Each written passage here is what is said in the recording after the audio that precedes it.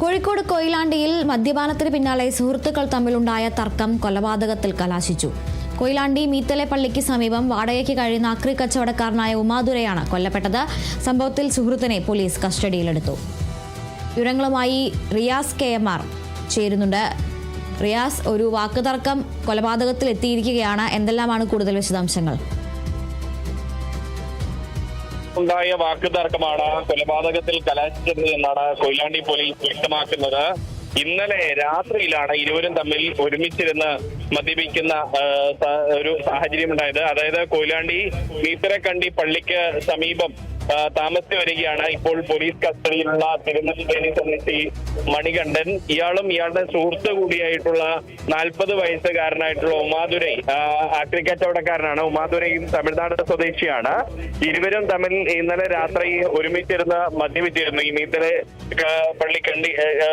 മീത്തലക്കണ്ടി പള്ളിക്ക് സമീപത്തുള്ള ഈ വാടക വീട്ടിൽ വെച്ച് ഇരുവരും മദ്യപിച്ചിരുന്നു.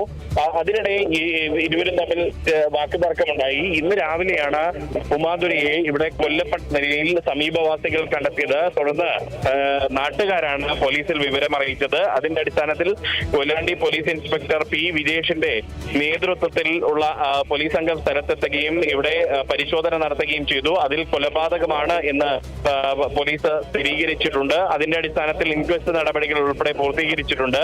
സുഹൃത്തായിട്ടുള്ള മണികണ്ഠനെ ഇപ്പോൾ കസ്റ്റഡിയിലെടുത്ത് വിശദമായി ചോദ്യം ചെയ്തു വരികയാണ്. ശരി റിയാസ്, കോഴിക്കോട് കൊയിലാണ്ടിയിലാണ് മദ്യപാനത്തിന് പിന്നാലെ സുഹൃത്തുക്കൾ തമ്മിലുണ്ടായ വാക്കുതർക്കം കൊലപാതകത്തിൽ കലാശിച്ചത്.